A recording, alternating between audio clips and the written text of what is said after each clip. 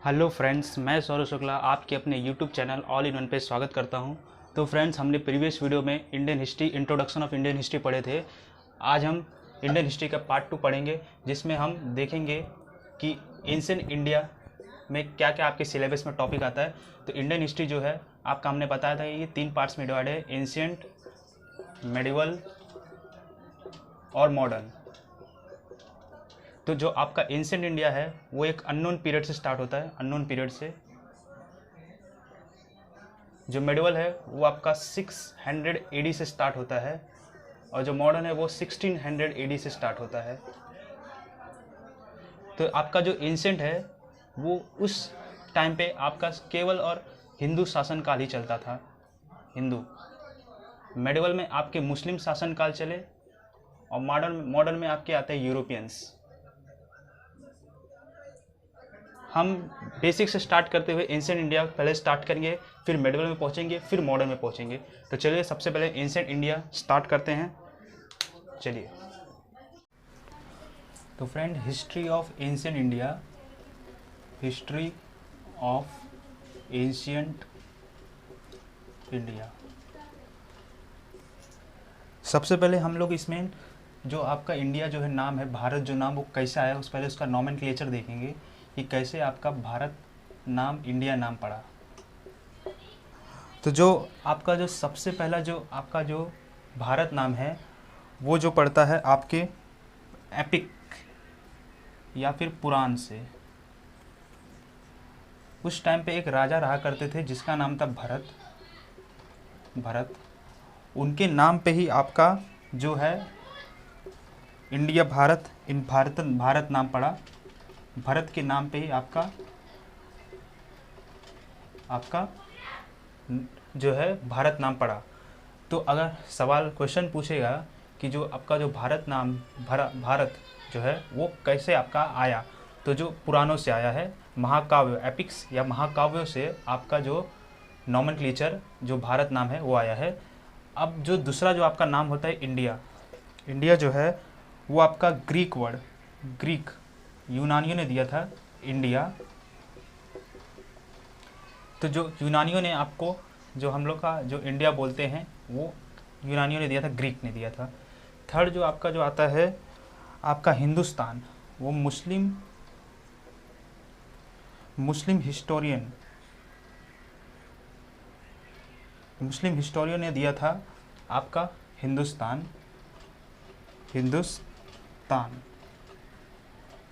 मुस्लिम historian मतलब उन मुस्लिम इतिहासकारों ने आपका हिंदुस्तान नाम दिया था। तो ये आपका बेसिक जो है, आपका जो स्टार्टिंग जो होता है, मतलब कि आपका भारत नाम कहाँ से आया, इंडिया कहाँ से, हिंदुस्तान कहाँ से आया। तो जो भारत है आपका पुरानों से आया, इंडिया आपका ग्रीक वर्ड से आया, और हिंदुस्तान आपके मुस्लिम इतिहासकारों ने दिया। तो चलिए आगे बढ़ते हैं। अभी फ्रेंड्स, जो हम लोग हिस्ट्री के बारे में जानते हैं, कहाँ से हमें हिस्ट्री के बारे में पता चला, तो सबसे पहले हम लोग रिलीजियस एंड हिस्टोरियन स्क्रिप्ट देखेंगे। कहाँ से आपको इसका सोर्सेस मिलता है, आपको बताया गया था पहले लेक्चर में भी, इंट्रोडक्शन में। तो इसका जो सोर्स होता है वो आपका सबसे पहले होता है रिलीजियस स्क्रिप्ट। दूसरा आपका आता है हिस्टोरिकल स्क्रिप्ट।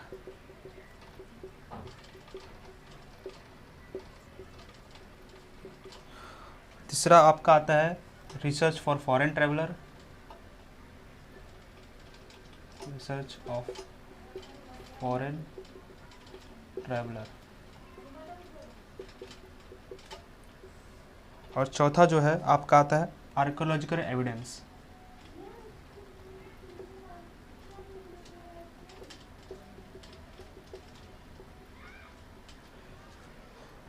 तो फ्रेंड्स, जो आपका रिलीजियस स्क्रिप्ट में तो आपके बहुत से आपके रामायण आ जाते हैं, ऋग्वेद आता है, यजुर्वेद, सामवेद, अथर्ववेद, ये सब आपके रिलीजियस स्क्रिप्ट्स में आते हैं।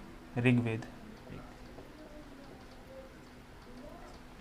हिस्टोरिकल स्क्रिप्ट्स में आपके आते हैं चाणक्य अर्थशास्त्र, जो आपको हिस्ट्री के बारे में बताते हैं। इसमें आते हैं Chanakya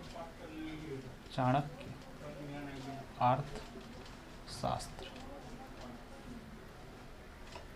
research of foreign travel में तो आपको बताया था मैंने कि इसमें आपके जो आपके फॉरेन जो जो पीपल्स रहते हैं वो आते हैं आपके इंडिया में, विजिट करते हैं, इंडिया में रहते हैं, इंडिया के बारे में समझते हैं, और फिर उसके बाद अपने कंट्री में जाके इधर रिसर्च करके आपका जो रहता है बुक्स वो लोग अपना बताते हैं। तो रिसर्च ऑफ फॉरेन ट्रेवल। और आर्कोलॉजिकल एविडेंस में आपके जो भी आपके औजार पाए गए थे उस टाइम पे, जो भी आपके घर और में जो भी आपका चीज़ सामान पाया गया, तो वो सब एविडेंस आर्कोलॉजिकल एविडेंस है।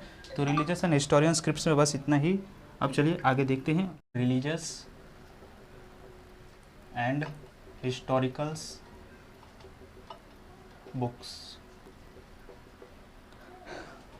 आपको बताया था मैंने कि जो रिलीजियस है आपका 2 पार्ट्स में है, एक रिलीजियस और एक होता है नॉन रिलीजियस, जिसे आप हिस्टोरिकल स्क्रिप्ट भी बोलते हैं, हिस्टोरिकल स्क्रिप्ट। तो आपका जो रिलीजियस में आते हैं, रिलीजियस में बहुत से आपके आते थे, वेदा आते हैं, सेकंड आपके आ जाएंगे ब्राह्मण स्क्रिप्ट, आपके आ जाते पुराण्स, आपके आ जाते वेदांग, उपनिषद,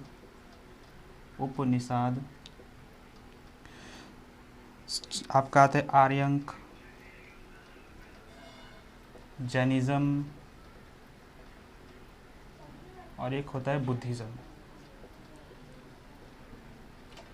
तो आपकी ये जो जितने भी आपके 6 जो पार्ट्स हैं ना, ये आपके आते वेद में। ये सब जो है आपके वेद के पार्ट हैं। जैसे ये आपके 4 वेद है, ऋग्वेद, यजुर्वेद, सामवेद, अथर्ववेद। तो ये आपके जितने भी 6 जो है, जो 6 जो है वेद, ब्राह्मण स्क्रिप्ट, पुराण, वेदांग, उपनिषद, आर्यंक, ये सब आपके आते वेदास में। लेकिन जो जैन और बुद्धिज़्म जो है ये आपके जैन स्क्रिप्ट में पढ़ते हैं, ये बुद्धिज़्म जो बुद्ध ग्रंथ में पढ़ते हैं। वैसे आपके नॉन रिलीजियस में आपके आते हैं, मैंने बताया था अर्थशास्त्र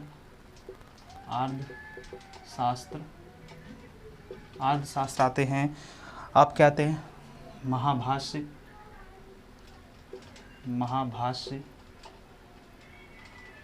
आते हैं, पतंजलि। तो ये जो आपके है नॉन रिलीजियस हिस्टोरिकल स्क्रिप्ट है, और ये आपके रिलीजियस स्क्रिप्ट है। तो ये आपके बुक्स के बारे में जो थोड़ा बहुत नॉलेज था, आपके बेसिक आपके सिलेबस में जो था वो आपको बताया गया। अब आगे बढ़ते हैं। अब आपका यहाँ से टॉपिक शुरू होता है एंशिएंट इंडिया का। तो चलिए स्टार्ट करते हैं। तो दोस्तों वेद में जो सबसे पहला हमें देखना है वो है ऋग्वेद। तो जो ऋग्वेद है उसका मतलब मीनिंग क्या है, उसका मतलब क्या है? उसका मतलब होता है collection of system of knowledge, collection of system of knowledge of Rucha. तो जो ऋग्वेद का मतलब होता है collection of system of knowledge of Rucha. Rucha क्या होता है? रुचा आप एक मान लीजिए जैसे एक दोहा हुआ, दोहा, चौपाई, ये सब आपके ऋग्वेद का कलेक्शन ऑफ दोहा, इसको आप ऋग्वेद बोलेंगे। आपका ये क्लासीफाई हुआ है, ऋग्वेद भी आपका क्लासीफाई हुआ है आपका 3 पार्ट्स में। पहला जो है वो आपका 10 मंडल, दूसरा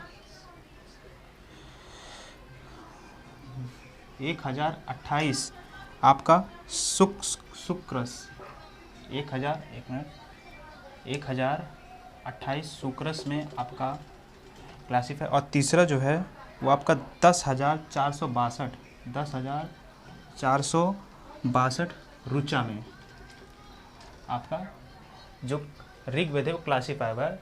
तो इसमें भी आपके जो है पार्ट्स है।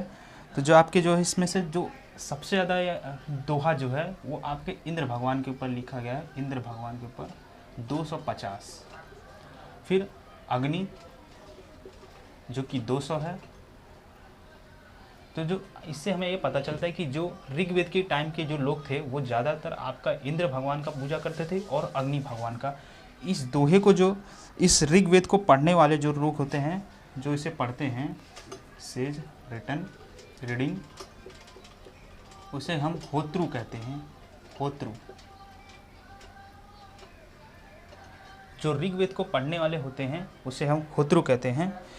और थोड़ा इसके बारे में जानेंगे कि जो आपका इसके बारे मतलब कि आर्थो इसके जो मतलब है इंफॉर्मेशन के देखते हैं इसका क्या है। तो इसका इंफॉर्मेशन जो है आपको political system of Aryans, Aryans के अर्थशास्त्रों के बारे में जानकारी देता है।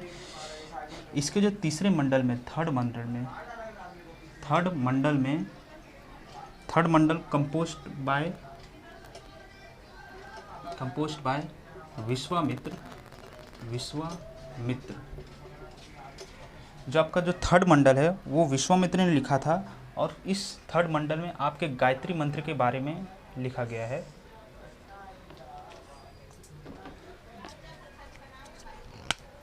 गायत्री मंत्र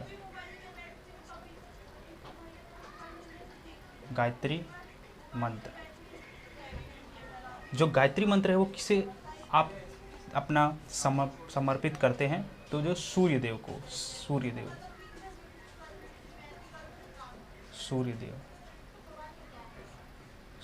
को समर्पित है आपका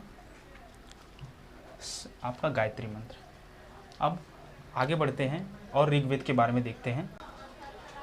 चौथा हम देखेंगे कि जो ऋग्वेद है, ऋग्वेद में जो 8th मंडल में हमें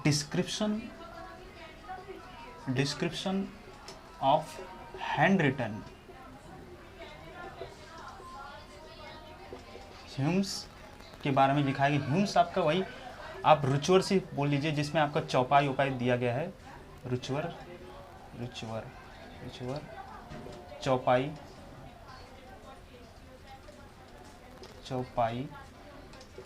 या फिर दोहा। तो 8th मंडल में आपका description of hand written hymns बताया गया है। इस हैंड रिटन ह्यूम्स को हम लोग खिल भी ऋग्वेद में खिल कहा गया है। खिल हैंड रिटन जो ह्यूम्स है उसको ऋग्वेद में खिल कहा गया है। क्वेश्चन पूछ सकता है कि जो हैंड रिटन ह्यूम्स है वो आपके कौन से वेद में आते हैं? तो आपके ऋग्वेद में आते हैं। आपका क्वेश्चन पूछा है हैंड रिटन ह्यूम्स कौन से मंडल में है? तो आपके 8th मंडल में है। हैंड रिटन ह्यूम्स को हम ऋग्वेद में किस नाम से जानते हैं? तो आप खिल नाम से जानते हैं। पांचवा आपका जो है इसमें आपका 9th मंडल में आपको गॉड सोम के बारे में बताया गया है। अब हम सोम के बारे में जानते हैं। सोम देखिए क्या होता है, आपने पूरा अपने टीवी में देखा रहेगा जो अपना देवता जो है सोम रस का पालन करते हैं। सोम रस जिसे हम लोग आप सभी लोग अल्कोहल भी समझते हैं, अल्कोहल, लेकिन ये जो कि गलत है। ये जो है आपका एक एनर्जी ड्रिंक बोलते हैं, एनर्जी ड्रिंक।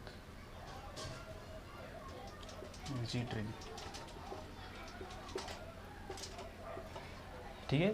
तो ये जो सोम रस है आपका जब भी कोई युद्ध हुआ करता था तो उस टाइम पे आप जो भी था पी के जाते थे तो आपको एनर्जी मिलता था।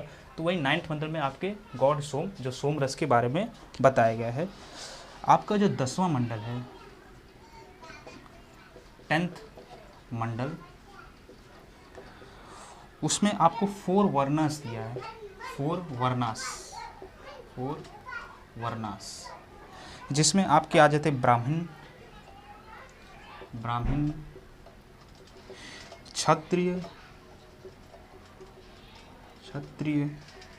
वैश्य और शूद्र। तो जो आपका 10th मंडल में 4 वर्णास के ऊपर बताया गया है, जिसमें आपके 4 वर्णास जो है वो ब्राह्मण, क्षत्रिय, वैश्य और शूद्र है। लास्ट आपका इसमें बताया गया है धर्म सूत्र के ऊपर, धर्म सूत्र, कि जो भी आप जो कर्तव्य करते हैं, आप जो भी काम करते हैं उस पर आपको जो भी फल मिले वो आपका धर्म सूत्र के ऊपर बताया गया है, धर्म सूत्र। तो यही ऋग्वेद में इतना ही है। अब हम लोग आगे पढ़ते हैं सामवेद के बारे में। चलिए, तो दोस्तों सामवेद सामवेद आपको इसमें म्यूज़िक या फिर इंस्ट्रूमेंट जो भी आपका संगीत है वो सामवेद में देखने को मिलता है। तो सामवेद को हम लोग लिख सकते हैं वैदिक ऑफ मेलोडियस एंड चैट्स, जो कि आपका संगीत और इंस्ट्रूमेंट के ऊपर बताया गया। सामवेद के अंदर जो भी आपके संगीत होते हैं, नृत्य होते हैं, वो सब सामवेद में आते हैं। दूसरा आप इसका पॉइंट है, इसी को ही सामवेद को ही आप फादर ऑफ इंडियन म्यूज़िक भी कहते हैं, फादर ऑफ इंडियन म्यूज़िक। ये सामवेद के बारे में जो इसे पढ़ते हैं, जो सामवेद के बारे में पढ़ते हैं, सामवेद के बारे में जो पढ़ते हैं उसे हम उदत्री कहते हैं, उदत्री। ठीक है, तो सामवेद क्या होता है? सामवेद बेसिकली आपका एक मेलोडियस या फिर इंडियन म्यूज़िक के ऊपर आधारित है, जो इसके अंदर इंडियन म्यूज़िक या फिर इंस्ट्रूमेंट्स के ऊपर बताया गया है। इसे पढ़ने वाले को हम उदत्री कहते हैं और इसे ही फादर ऑफ इंडियन म्यूज़िक भी कहते हैं। उसके बाद आपका सामवेद में बस इतना ही। अब आते हैं यजुर्वेद।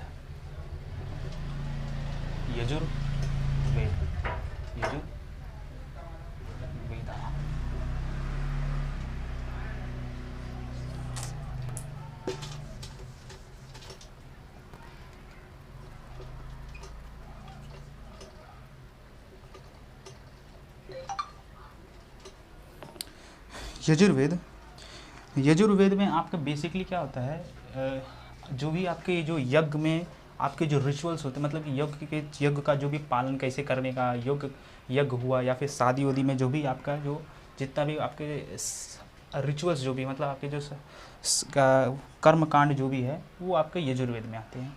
तो यजुर्वेद जो कि बेसिकली आपका यज्ञ के ऊपर बताया गया है, यज्ञ में जो भी आपका कार्य होता है तो उसे हम लोग लिखते हैं कंप्लीटेशन ऑफ वैदिक रिचुअल्स, कंप्लीटेशन ऑफ वैदिक रिचुअल्स रूम। ठीक है, अब इसे जो पढ़ने वाले होते हैं, जो यजुर्वेद को जो पढ़ते हैं उसे हम अथर्वयु कहते हैं, अथर्वयु। ठीक है, यह जो है ये एक ऐसा स्पेशलिस्ट, इसके अंदर क्या एक स्पेशलिटी है कि इट इज़ बोथ, ये आपका दोनों गद्य और पद्य, it is both of pros, क्या बोलते हैं, प्रोस एंड सर्व, मतलब कि आपका दोनों गद्य और पद्य के बारे में जानकारी दिया गया है इसमें। तो आपका जो सामवेद है, जो आपको मेलोडियस या फिर इंडियन म्यूज़िक के ऊपर बताया गया है या फिर संगीत के ऊपर सामवेद में बताया। यजुर्वेद में आपका जो भी यज्ञ होता है, पूजा होती है, जो पूजा पाठ जो भी होता है उसके ऊपर यजुर्वेद में बताया गया है। इसके सामवेद के रीडर को हम लोग उगत्री बोलते हैं, यजुर्वेद के रीडर को अथर्वी बोलते हैं, और ऋग्वेद के जो रीडर थे हम लोग उनको होत्री बोलते हैं। इसका स्पेशलिटी जो है वो दोनों आपके गद्य और पद्य इसमें दोनों पाए जाते हैं। ठीक है, अब दोस्तों आते हैं अथर्ववेद, आपका जो लास्ट वेद है अथर्ववेद। अथर्ववेद के बारे में पहले देखेंगे। जो ये जो है लास्ट कंपोज्ड ऑफ वेदा, आपको बताया था मैंने कि जो सबसे पुराना जो वेद है वो ऋग्वेद है, और जो लास्ट में जो लिखा गया वेद है वो है अथर्ववेद। ठीक है, इसके जो क्रम है वो इस प्रकार है, ऋग्वेद, फिर आते हैं सामवेद की बातें आते हैं यजुर्वेद, और फिर आते हैं अथर्ववेद।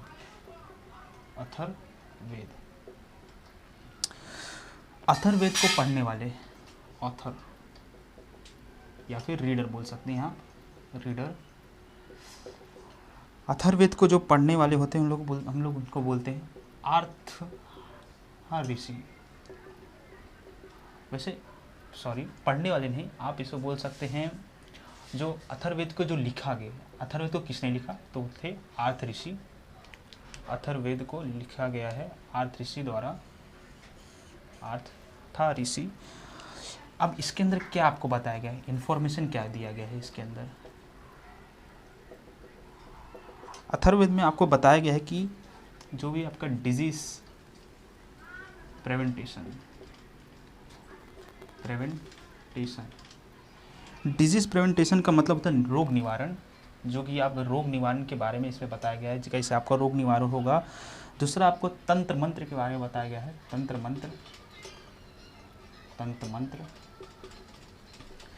मंत्र के बारे में बताया गया है। और इसमें बताया गया जो आपके क्या बोलते हैं जादू टोना जो भी होते हैं, विच क्राफ्ट, जादू टोना, और आपके जो मैरिज शादी बंधन में जुड़े जो भी आपके जो रहते हैं सब इसी में बताया गया है। तो आप बेसिकली अथर्ववेद को आप बोल सकते हैं जो आपके जादू टोना जो आपके होते हैं तंत्र मंत्र वो सब आपके अथर्ववेद में आते हैं। इसमें आपको सामान्य मनुष्यों का विचार और विवरण के बारे में बताया गया है, जो भी आपके इसको लिखते हैं हम लोग common man belief and superstition. यही एक ऐसा वेद है जो आपको अंधविश्वास में ले जाता है। तो इसलिए जो मनुष्य को जो अंधविश्वास में ले गया वही इस वेद में कंसिडर किया गया है। चौथा आपको इसमें सभा और समिति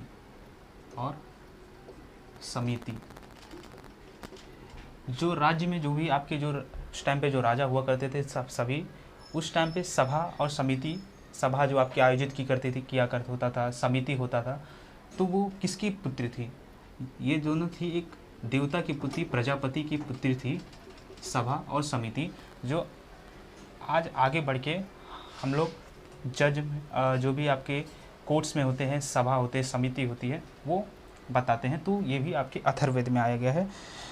और इसी में ही आपका कन्याओं के बारे में जो कन्याओं के बारे में निंदा बताया गया है। तो बायस्फेनी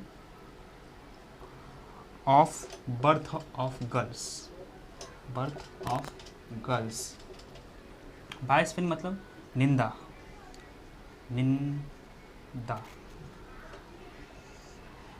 जो कन्याओं को निंदा इसी वेद में बताया गया। तो आप देख सकते हैं कि कैसा आपका समाज बढ़ रहा है। पहले ऋग्वेद में देखिए, ऋग्वेद में आपको अच्छा विचार बताया गया था कि स्थापना जो है स्त्री का आपका करते थे, लेकिन यहाँ पे जो है अथर्ववेद में जैसे जैसे आप आगे बढ़े यहाँ पे आपका निंदा शुरू होगा गर्ल्स का। तो यही आपका वेद के बारे में बताया गया है। तो यहाँ से वेद के बारे में ख़त्म होता है। अब आगे बढ़ते हैं, देखते हैं एंशिएंट इंडिया। चलिए दोस्तों, जैसा हमने बताया कि वेद तो चारों हो गए, अब आता है वेदांग या फिर आपको उसको बोल सकते सूत्रा लिटरेचर।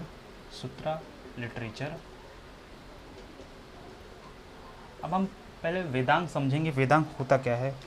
वेदांग आपने तो चारों वेद लिख दिए, लेकिन और चारों वेद लिख के आपने रख दिया, और आपने जो भी हमने जितने भी पीपल्स हैं आपके, वो अब उसे समझेंगे कैसे। अब आपका वो जो वर्ड था उसमें वो समझ में नहीं आ रहा था, तो इसलिए हमने वेदांग बनाया। अब वेदांग जो होता है, वेदांग को आप बोल सकते हैं compost of to understand Vedas.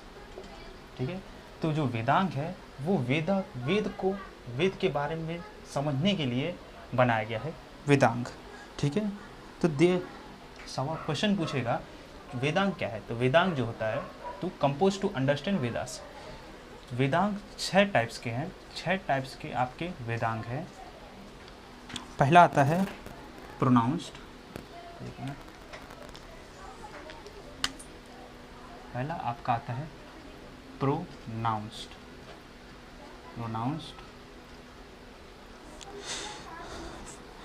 जिसे आप फोनेटिक्स भी कहते हैं। फोनेटिक्स मतलब जो फोनेटिक्स, पहला आपका फोनेटिक्स ही है जिसे आप प्रोनाउंस कहते हैं। सॉरी, थोड़ा उल्टा हो गया।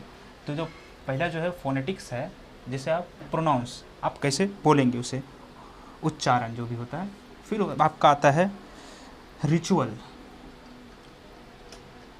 रिचुअल में आपके आते हैं सेरेमनी जो हुए, जो भी आपके काम काज में जो भी सेरेमनी होते हैं वो आपके रिचुअल्स। तीसरा आपका आता है ग्रामर। ग्रामर, वेद को समझने के लिए आपको व्याकरण के बारे में समझना होगा, व्याकरण। तो तीसरा आपका ग्रामर हुआ। चौथा आपका आता है इटाइमोलॉजी।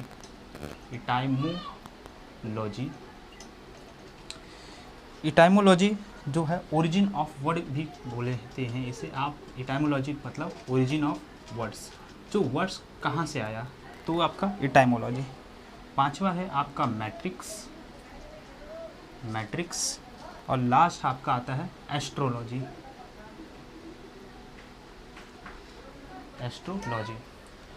तो क्वेश्चन पूछ सकता है कि आपसे जो वेदांग जो है, वेदांग का मतलब क्या है, what is the meaning of Vedang.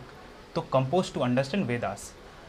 आपके वेदांश कितने टाइप्स के, how many types of Vedansh, तो 6 टाइप्स के हैं। आपके वेदांश में 6 जो क्या क्या आएंगे, तो सबसे पहले आप ऑप्शन दे सकता है अलग अलग, कहीं आपको अलग दे दिया। तो आपके जो वेदांश के 6 टाइप्स हैं, सबसे पहला फोनेटिक्स, प्रोनाउंस मतलब रिचुअल्स जो आपका सेरेमनी जो होता है, ग्रामर व्याकरण, इटाइमोलॉजी ओरिजिन ऑफ वर्ड्स, मैट्रिक्स और एस्ट्रोलॉजी। ठीक है, तो ये आपके वेदांग हुए। तो अभी हम लोग आगे पुराण के बारे में समझेंगे। चलिए, अब आपका आता है वेद हो गए, वेदांग हो गए, अब आपके पुराण आपको आप कह सकते हैं कि भारतीय ऐतिहासिक कथाओं का सबसे अच्छा जो विवरण है वो पुराण से पाया गया है। भारतीय ऐतिहासिक, आप इसको लिख सकते हैं पॉइंट इसमें, best arrange description of Indian historical script.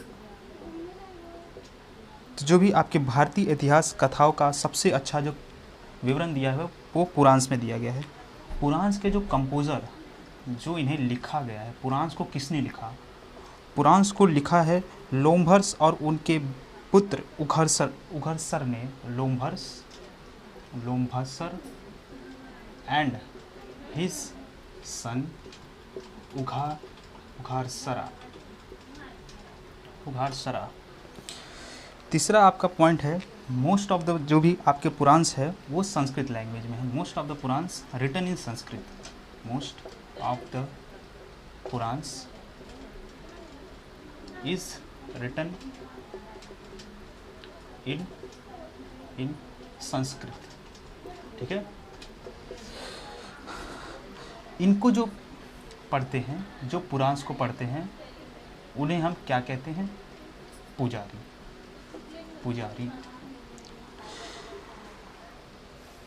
उस टाइम पे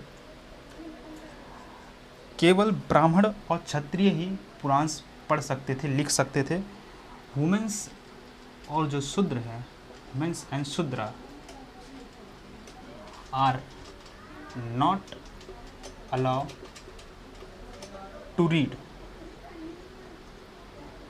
Puranas but they can listen. लेकिन वो सुन सकते थे।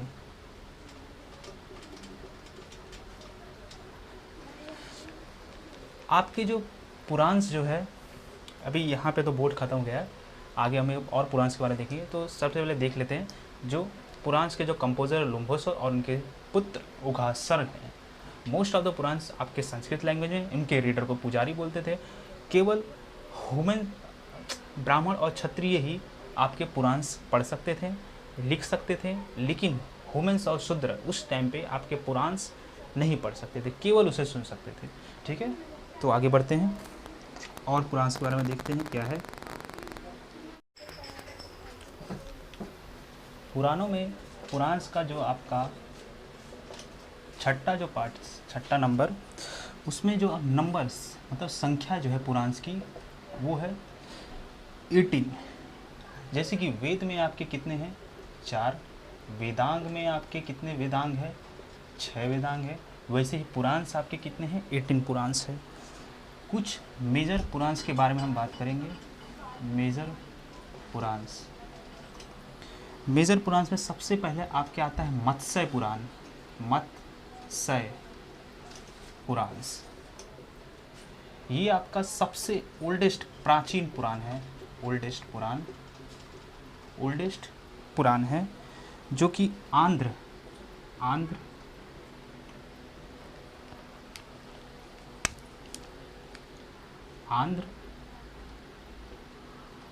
और सतसांग के शासनकाल में बताया मिला था। मत्स्य पुराण सबसे प्राचीन पुराण। दूसरा आपका आता है विष्णु पुराण,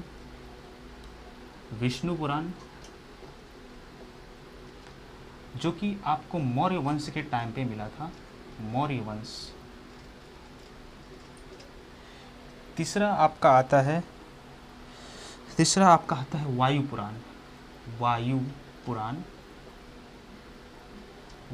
पुराण, जो कि गुप्ता वंश के टाइम पे है, लिखा गया था गुप्ता वंश के टाइम पे। चौथा आपका आता है ब्राह्मण पुराण, जो कि आपका लिखा गया था पुरुवंश के टाइम पे आपका लिखा गया था ब्राह्मण। इसे आप महापुराण भी कहा करते हैं, महापुराण।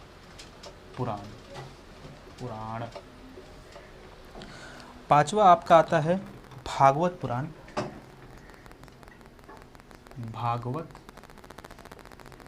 पुराण। इसमें आपका कृष्ण भक्ति के बारे में बताया गया है, कृष्ण भक्ति। ठीक है, तो जो आपके जो मेजर पुराण से वो आपको बता दिया, मत्स्य पुराण, विष्णु पुराण, वायु पुराण, ब्राह्मण पुराण और भागवत पुराण। ये पांचों पुराण जो है वो मिल के बनते हैं पांचों पुराण, जिसे आप बोलते हैं लीनेज ऑफ किंग्स।